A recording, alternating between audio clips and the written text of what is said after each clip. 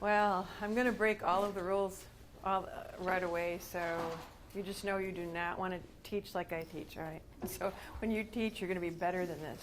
I gave you a handout. I am going to do the very best I can to follow it. It is not easy for me to do that, though, because I do tend to not think sequentially or in kind of a linear fashion. So I will do the best I can. So for those of you who are very compulsive about taking notes on every single piece, you might have to talk to me afterwards to fill in any blank that doesn't get on your piece of paper there. I do want to say something very important to you, though. I think that I am privileged to speak to you today. I cannot be more sincere to tell you that I think that you are the most important people in this college, and you are the most important people when you leave here if you go into teaching. I think it is the most honorable of all professions, and I admire you for wanting to do that and for having that calling. And so I just want you to know that it doesn't compare to anything else. It's an extremely important occupation to choose. Okay, so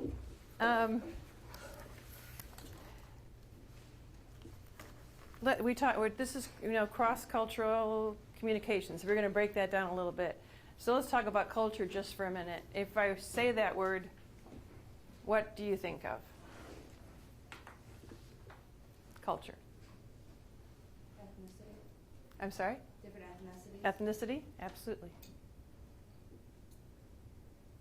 Anything else? Traditions. Traditions. Good. Lifestyle. Lifestyle.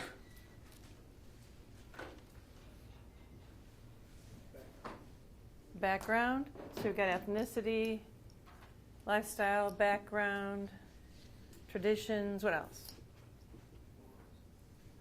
Morals. Okay. Yep, morals. And then some more obvious stuff. Anything more obvious? Religious practices. Religious practices, music, food. So when you think about culture in its totality, it's really just the entire blueprint of your life. It's every piece of your life. There's not one thing that's happening in this room right now that is not cultural. Okay? The way you're sitting, whether or not you're making eye contact with me, what you're wearing, all of that is based on your culture, your unique, your personal, and your group culture. So when you think about culture, you know that you can identify, it kind of communicates in a group. Language is usually part of a culture, a shared language. So that would be in shared symbols in your language, shared symbols that you see in your world. That would always be part of your culture. And culture unites. Culture brings people together. That's why we seek it. We want to be together. We want to find some safety. And safety, we've become safe in a group, become safe when we feel familiar. So it unites people together. So it would also do what then? What would be the opposite of that? If it unites some people together, what else would it do? That's right. It would also exclude or segregate others. So you've got the benefit of coming together as a group to create your own safety and your familiarity. Then you've got the negative aspect of that, which is the exclusion of others from your group. So, and it also regulates. Our cultures regulate. It maintains our order. When we, I'm already jumping, see, I promised you I would. But when we in this country, the Western style of, or in the British they would call it queuing up, and we stand in line, we know lines, right? You get in line. You get behind the person who's there and you wait. There are very many cultures where that is like so absolutely not a regulatory function. Oh, that's pretty. Who's that? Somebody's ringing. So there are many cultures where standing in line is like a concept that's just like, what does that mean? There's, we all move forward at once, and I get there first, and I get whatever it is that I need. I remember we had a speaker here, and this can be geographical as well, too. We had a speaker here for the diversity lecture series from New York. And so we were in the banquet rooms, and she's sitting down to do a book signing, okay? And people lined up over here, and people lined up over here, and they alternated. One came. She finally looked over at me. She said, "Who told them to do that?" And I said, "Nobody." And she said, "That would never happen in New York." So you're also a product of your geographical culture. That's a very positive in our minds, isn't it? Because that's what we do. So we see it as a positive. Other people will find it as an unfamiliar thing. But as a positive, that we alternate and are very courteous about doing that. Other times, we would be never getting our book signed if we were in New York. Because we'd be going, "Oh, excuse me, go ahead. Oh, no, go ahead. Oh, no." We would be still there at 2 a.m. as everybody else got their book signed. So that's part of it. So now we've got a group that we are familiar, united us, excludes others. It maintains some kind of order. But when you maintain order, what are you doing? So if I tell you, I want you all to sit a certain way, what have I just done? Yep, you're also controlling. I'm sorry, I'm having a hard time hearing you guys. So if you just yell out a little loud, I don't want to ignore someone's answer. So you also oppress. So when you're maintaining the order, you're also oppressing anybody who's getting out of order. So we're recognizing all this, right, as these cultures we're living in right now.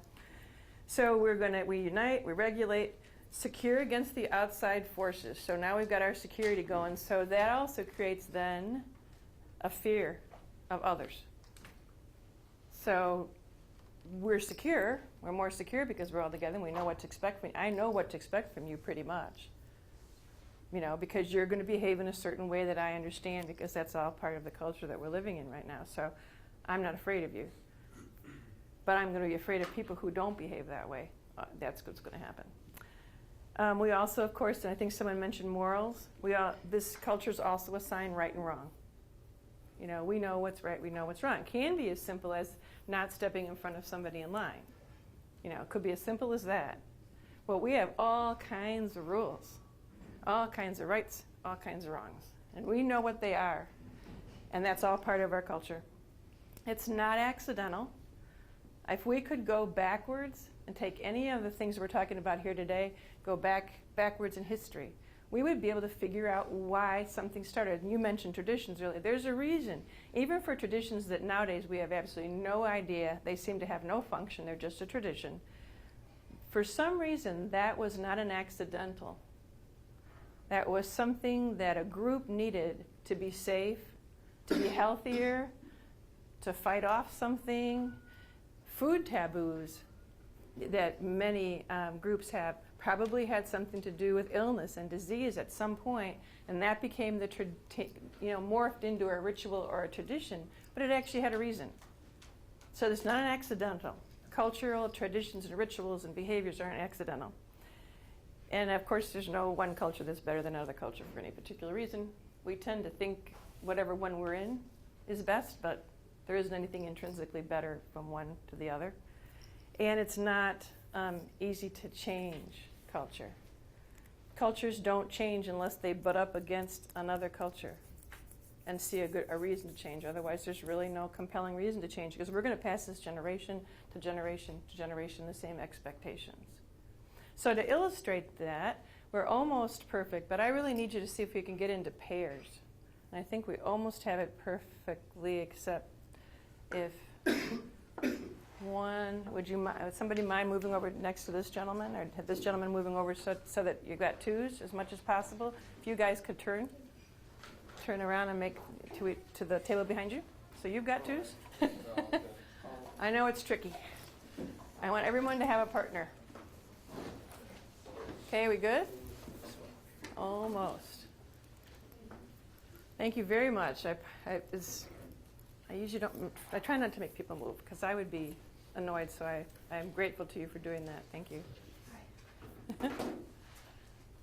Okay. We're going to do a little experiment. I want you to decide between the two of you right now which one of you is A and which one of you is B. Okay, so everybody knows who they are. Okay. So here, for the A's, those of you who are A's, I would like you to tell the B person who you loved as a child. Okay? Not yet. Who you loved as a child. And the B's, I want you to listen make no comment, make no eye contact. I want you to sit quietly. I want you to, if you have to bow your head to not make eye contact, that's what I want you to do. I don't want you to speak, nod, smile. You are just to sit quietly with your eyes downcast. And so A's, you will have a minute to talk to the B's. You can start.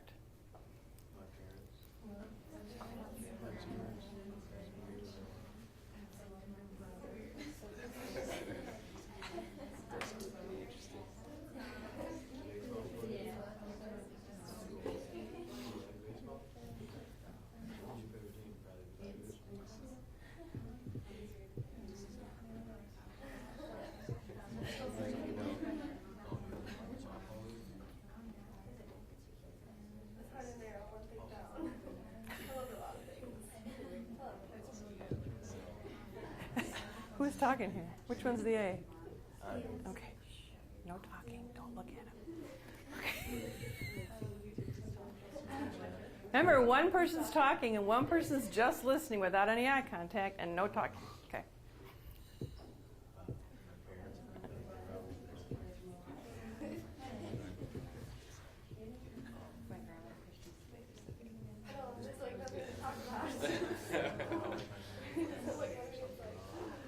Okay, stop. Stop. Okay. We're going to reverse that and let's go over the rules. Okay. I'm so sorry, but I really do have to look forward. That's right. Okay, let's go over the rules a minute. They were a bit too complex, I think. Okay. Now we're going to reverse it. And the B's are going to tell the A's about the people they loved as a child. And what are the A's going to do? Not talk. Not talk, right? Not make eye contact. Okay? All right, now you can begin. B's begin. Jerry Rice was the man. I loved watching him play every weekend with my dad, and we'd go out to the front yard, and he would always throw lefty, just be like Steve Young, just so I could be like Jerry Rice. It was always touchdown in the corner, spanking it. Yeah, so I'd probably say Jerry Rice. He's the best receiver ever, but he was not very good before. And I gotta say, I really like Chris Farley too. Chris Farley was, he's so I made a best friendship with my best friend now because he liked Chris Farley. He really don't care. It's just good enough.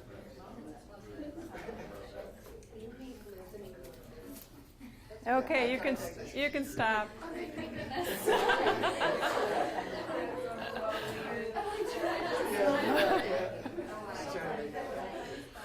Okay.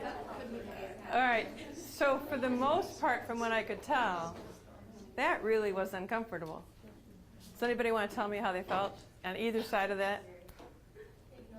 Ignored? Ooh, I felt like I wanted to talk to him. I felt really bad. Right. Like I really do want to talk to him, but I'm over here. That's right.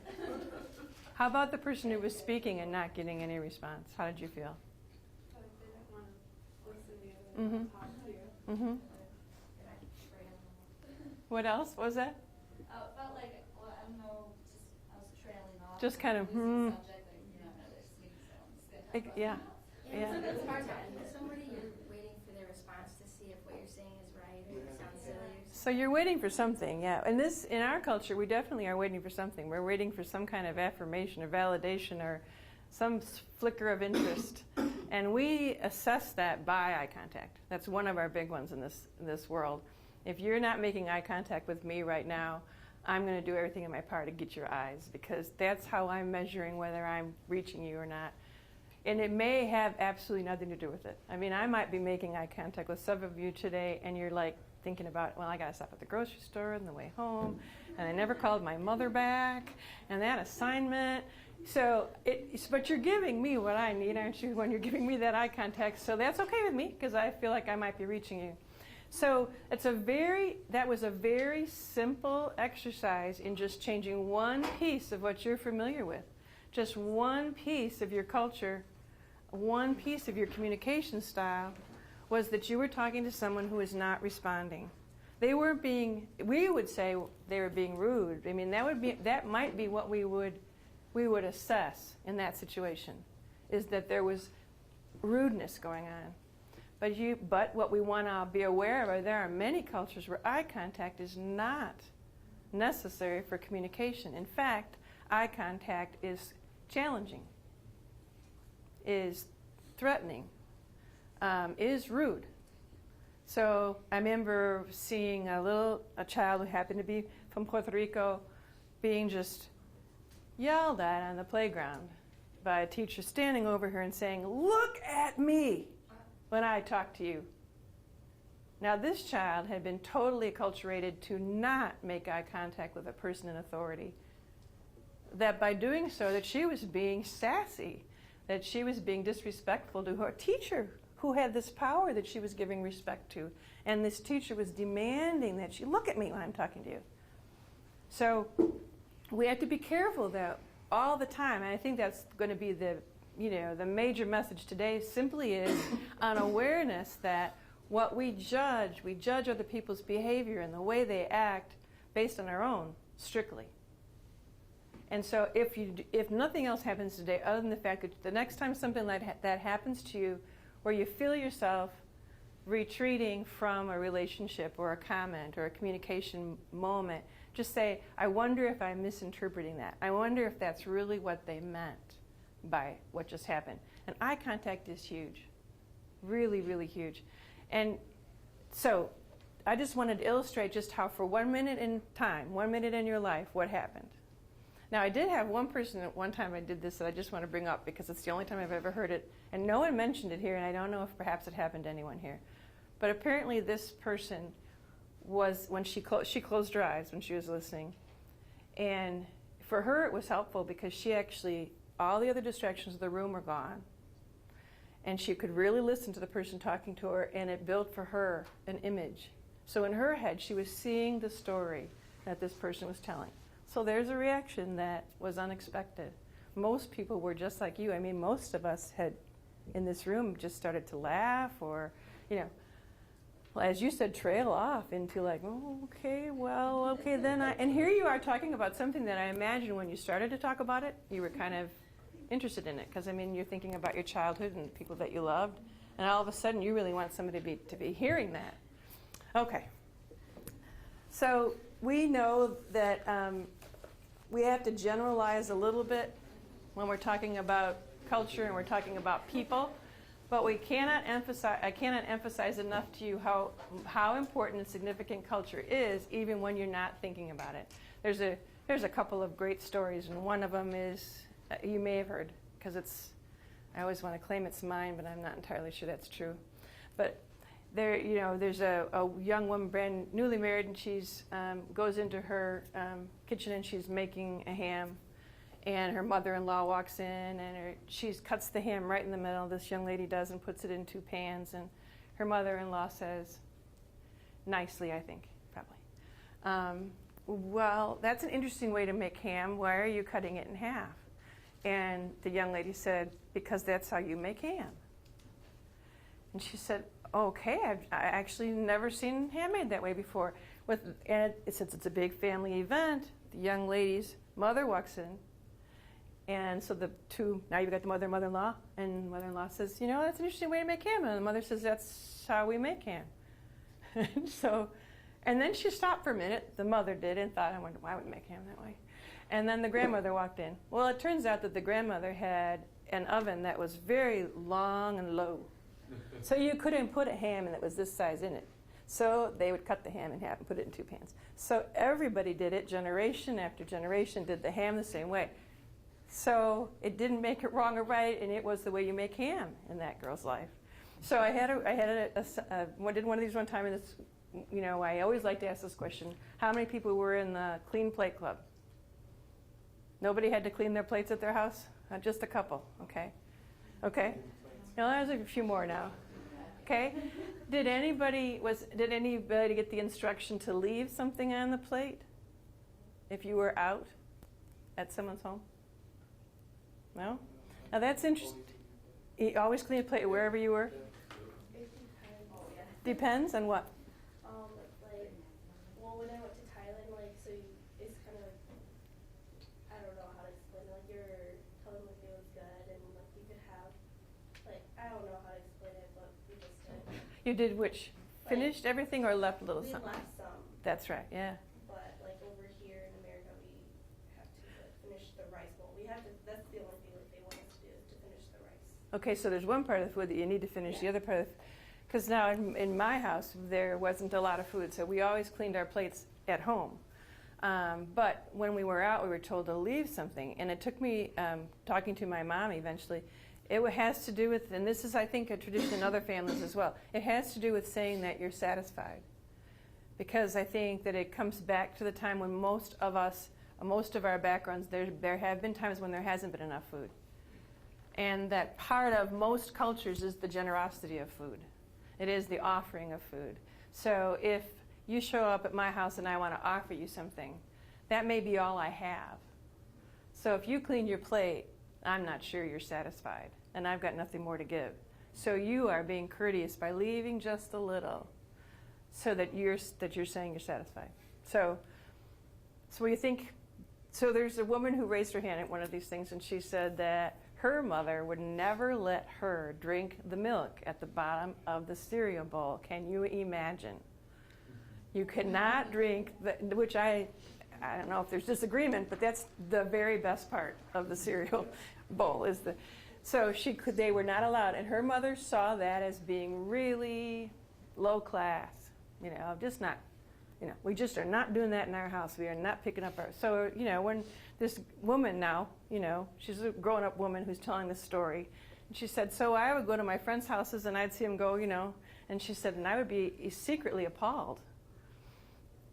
That's how we are, because we really do embrace what we're told. I mean, it takes a while for us to get over these things that we learn in our homes.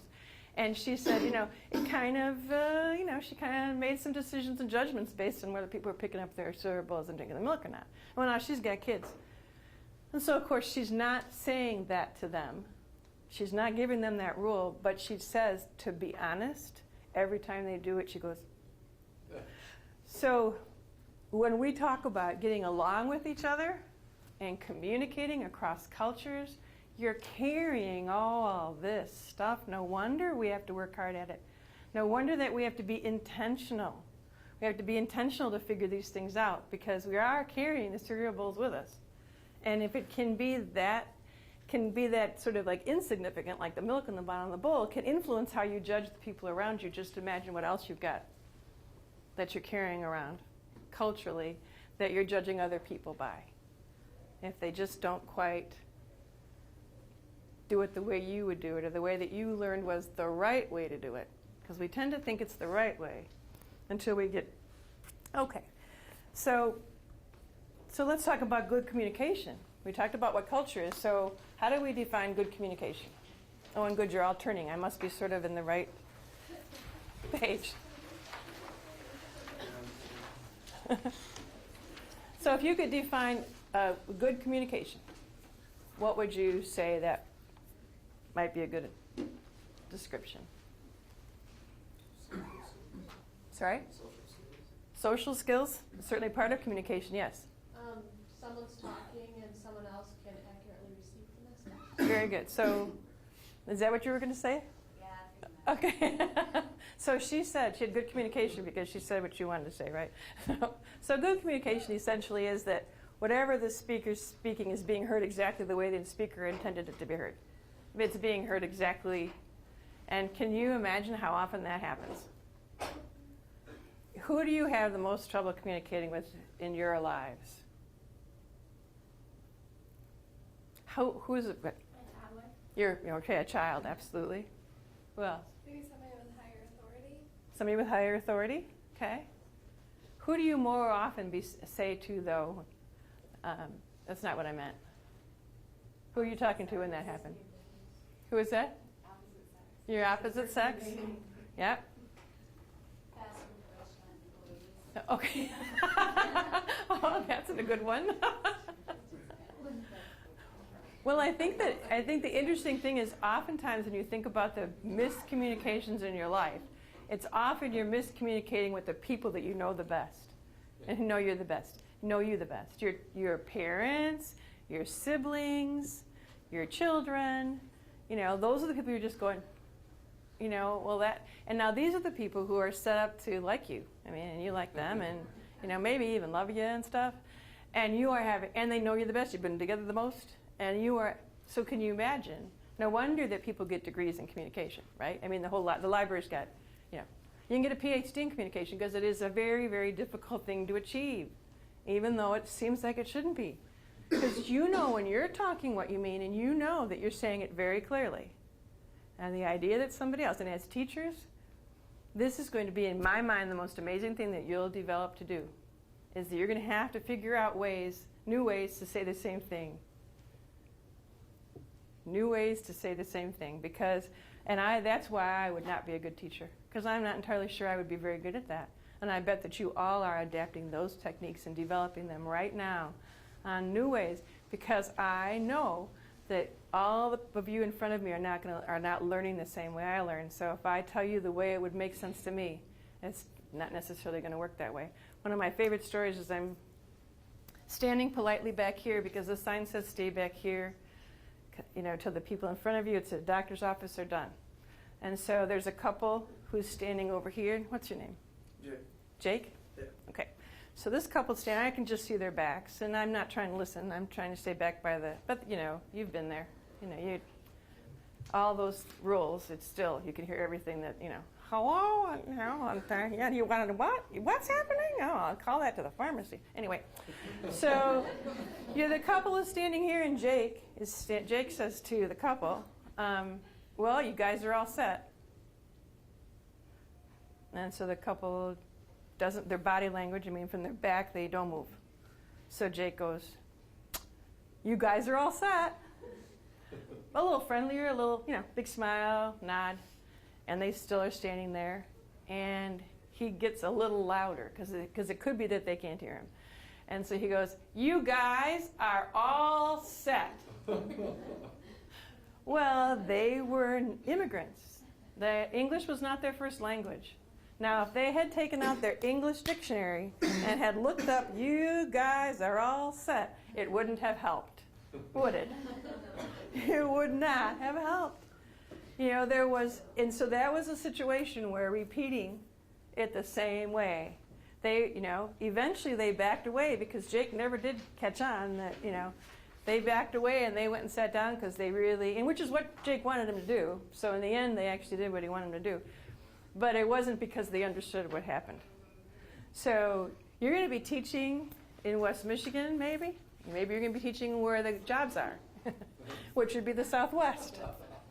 But you are very likely going to be teaching children who are different than you, who are going to be coming from, different geography, maybe as different countries. And so these are the kinds of things you want to keep forefront.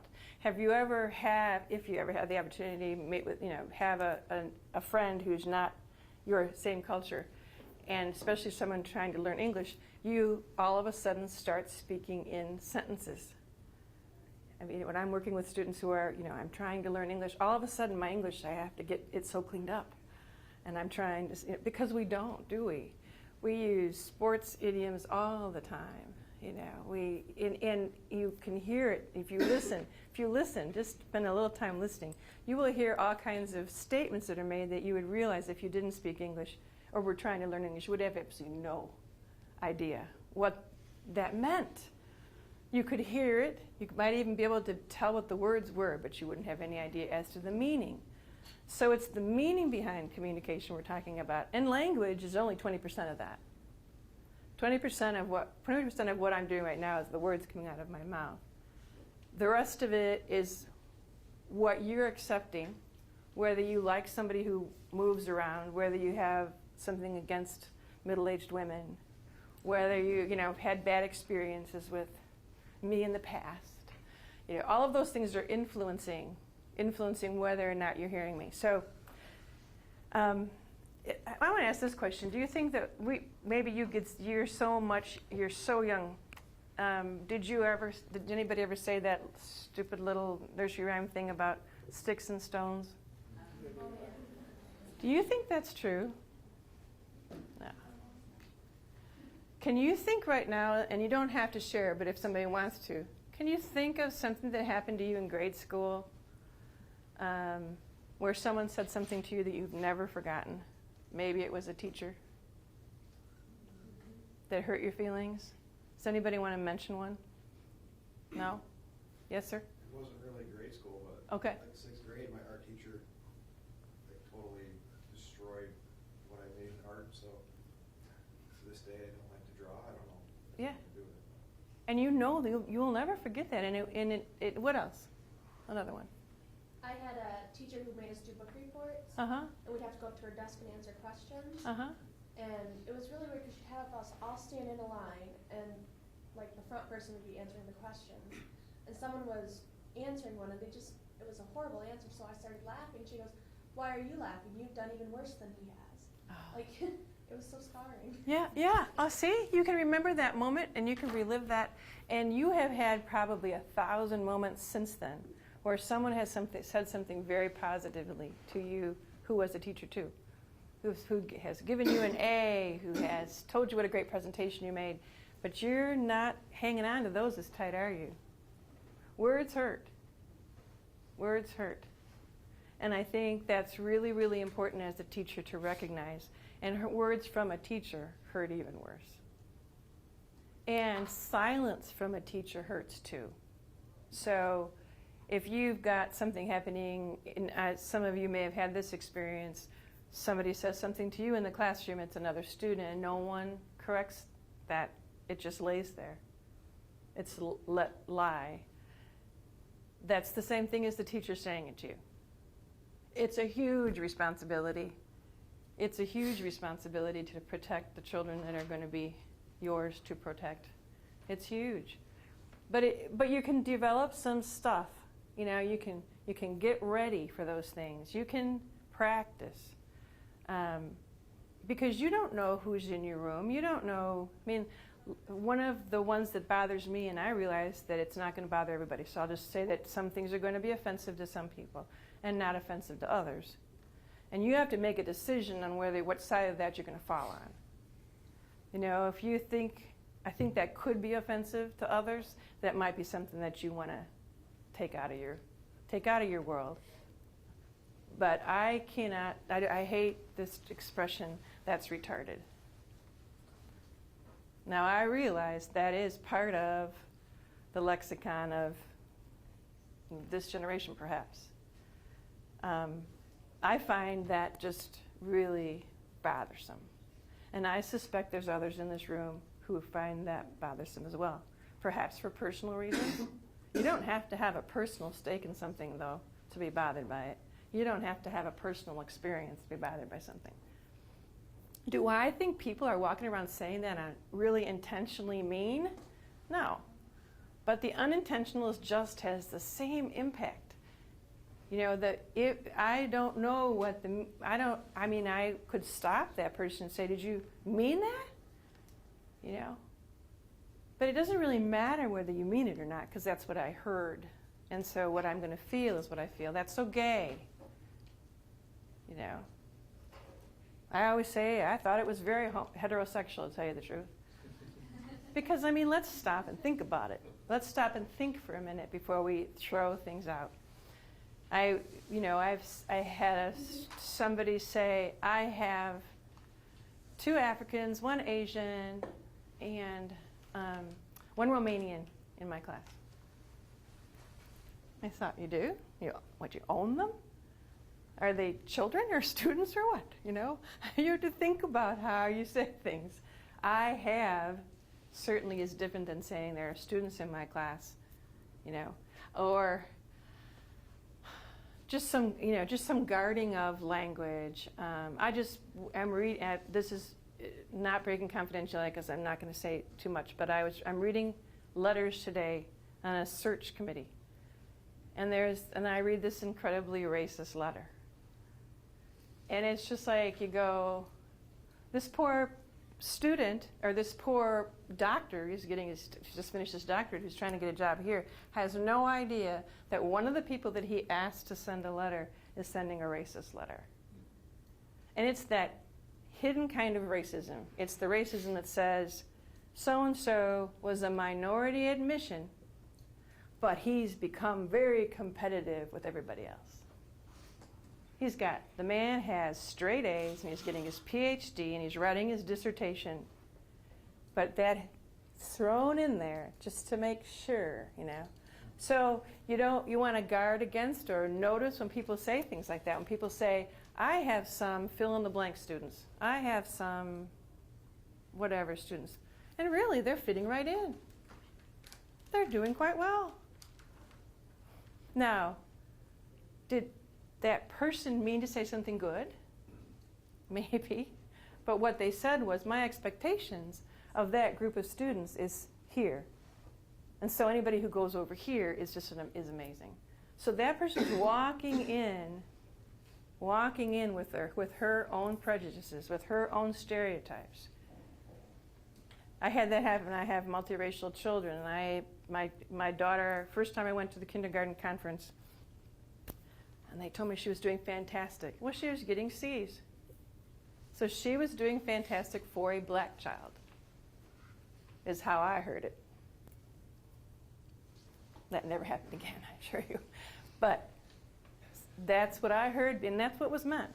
So, these are the things that it's a lot of responsibility, but these are the things you want to examine you have to know yourself. You have to know what you absorbed in your childhood. Where did you get your ideas? And, there are exercises that we don't have time to do, but there's one that you might, do with a friend or something.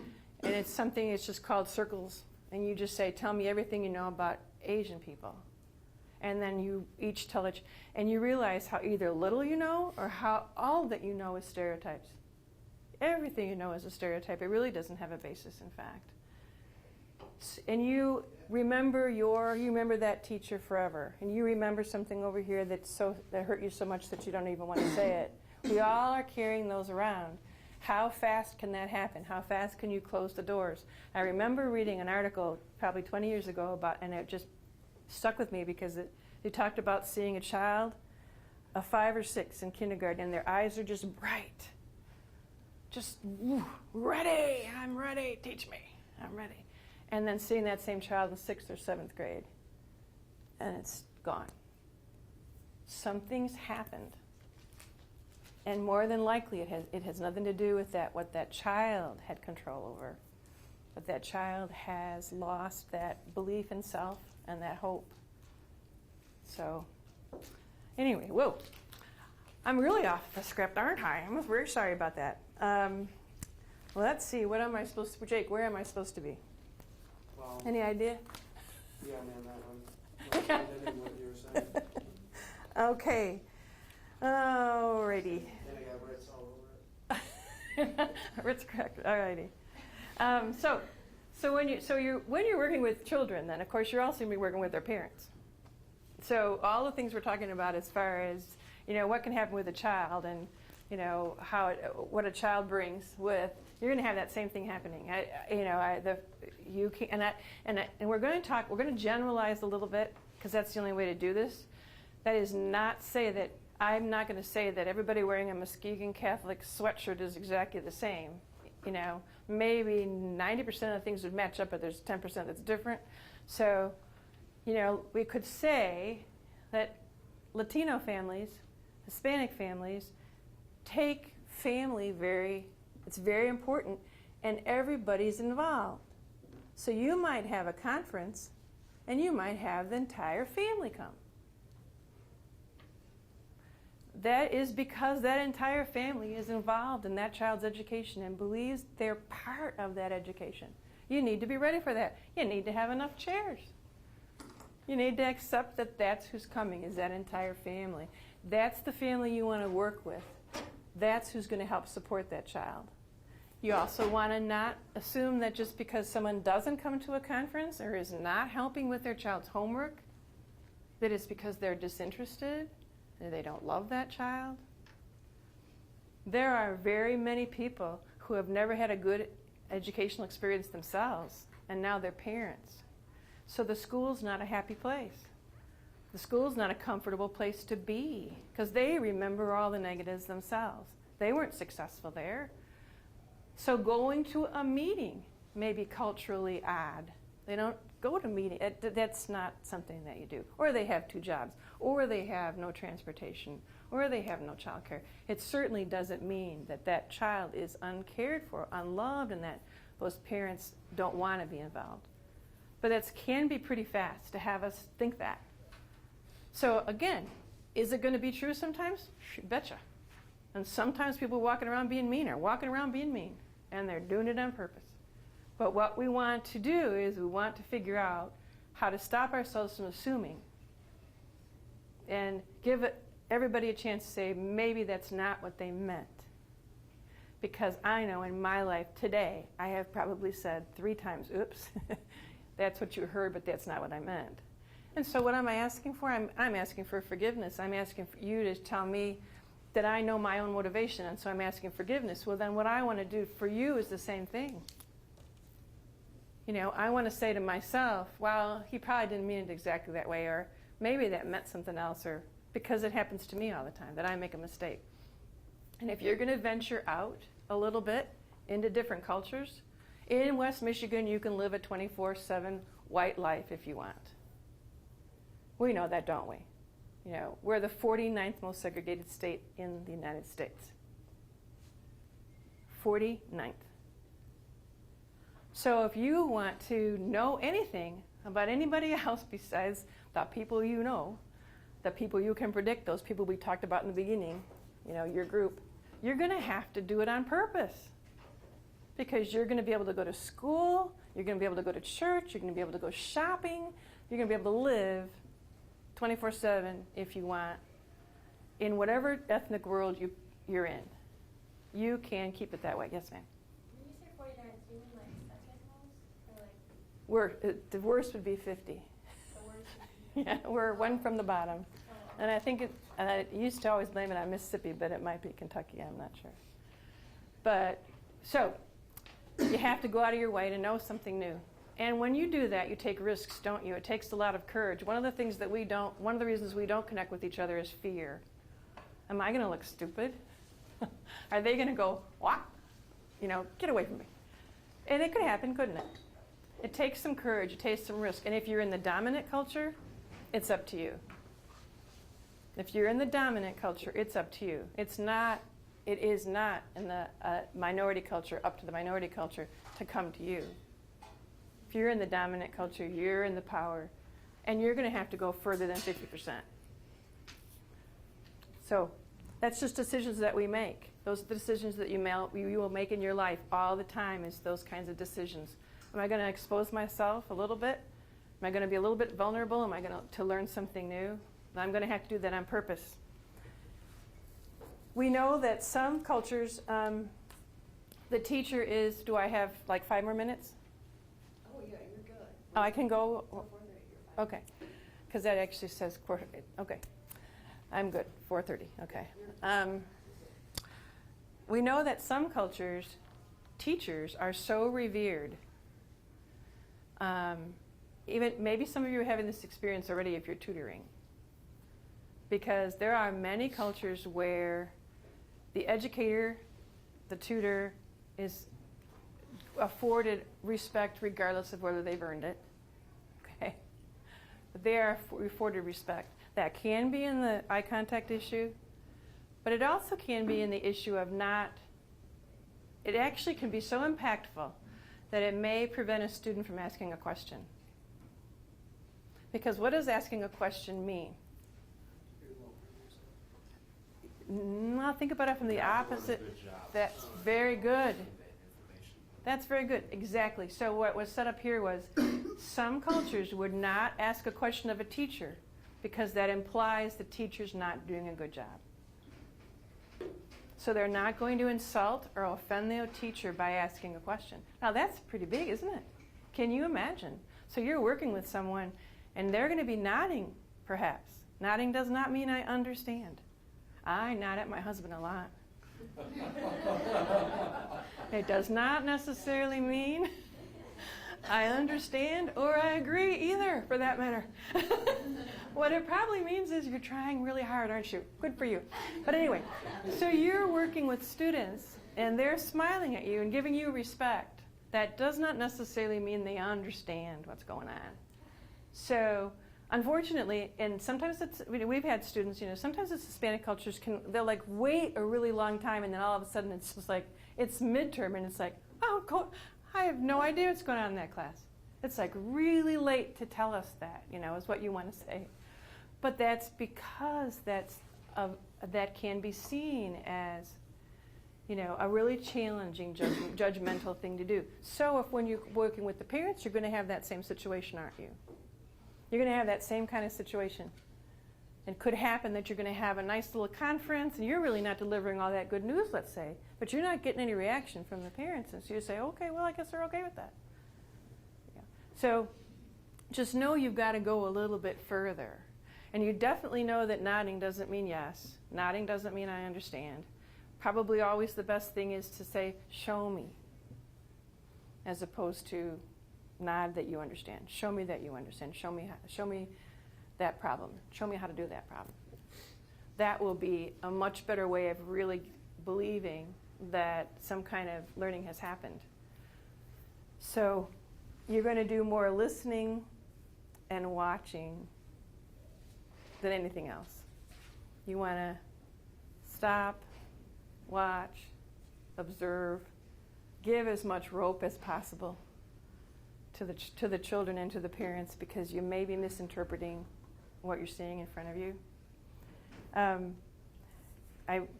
Smiling in this country is, what does it mean when we smile at each other? Could mean anything. You're absolutely right. What do we think it means? What do we commonly think it means? Being friendly. And I think what we're trying to say is, I'm safe. I'm not going to hurt you. Right? In many cultures, smiling doesn't mean that at all. Okay? Smiling can mean I am covering up something. I am being deceptive. It could mean so many things. It doesn't necessarily mean that you're friendly. And the other problem with the friendly part is, for lots of immigrants, that's misinterpreted too. There's students on this campus, I can tell you, who got to this country, and what's your name?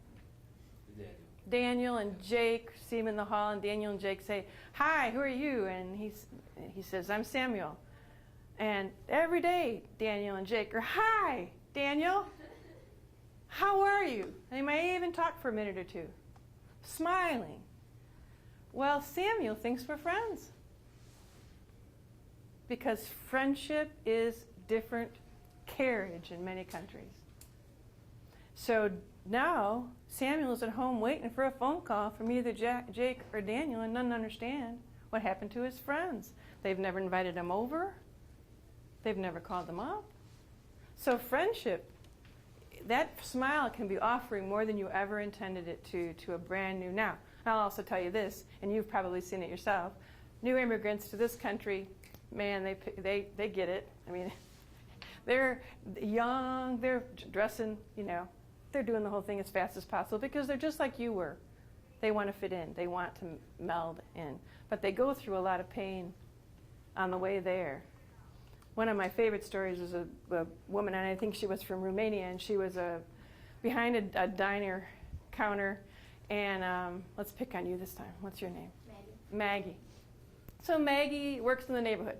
So Maggie comes into the diner and has coffee or something every morning, just about. So Maggie's saying hi. And let's call her Ella. So Maggie's saying hi, Ella's saying hi, Maggie.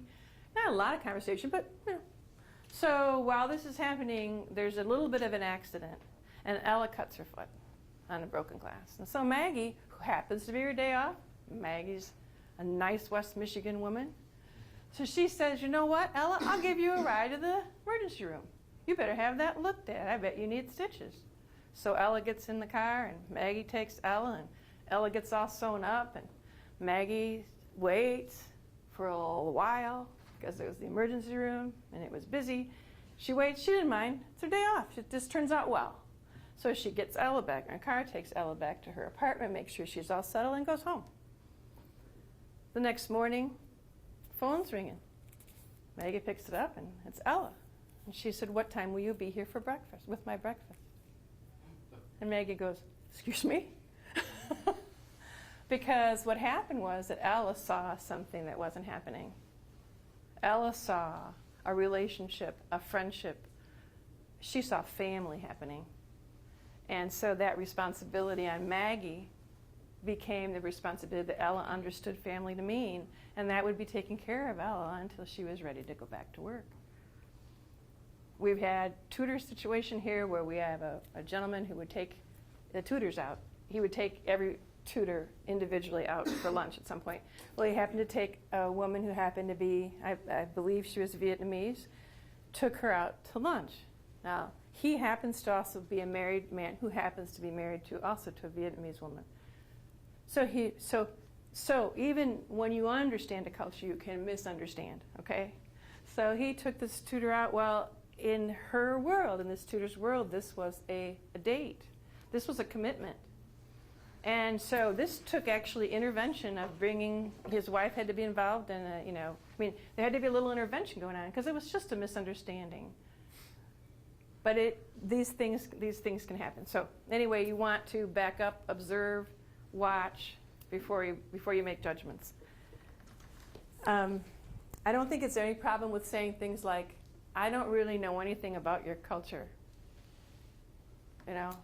I mean, I think instead of pretending that we do, it might not be bad just to ask some questions. If you have a relationship with the person, a little bit of a relationship, I think asking questions. Many times people are excited to talk about, they don't get the opportunity, to talk about the country they came from or their family or their food they love, or there's not very many opportunities.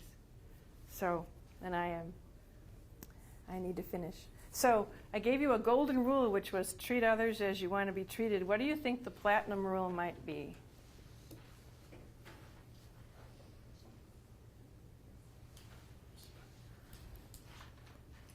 I think it might be treat others as they want to be treated. So that's very different than just treating others as you want to be treated. Treat them as they want to be treated, which means you have to actually kind of figure that out. What is it that other person needs? What will make them happy, not what I think they will make them happy because they would make me happy. That's really different. You just got this incredible opportunity as teachers to seek out that uniqueness in every child, that individuality in every child. It's just an amazing gift that you're going to have. I gave you a little homework. You can do that if you want to or not. And I would just like to close. I'm just going to read you a poem. Okay? You've got to be taught to hate and fear. You've got to be taught from year to year. It's got to be drummed into your dear little ear. You've got to be carefully taught. You've got to be taught to be afraid of those people whose eyes are oddly made and people whose skin is a different shade. You've got to be carefully taught. You've got to be taught before it's too late, before you are 6 or 7 or 8, to hate all the people your relatives hate. You've got to be carefully taught. So we're all about unteaching, aren't we? Thank you.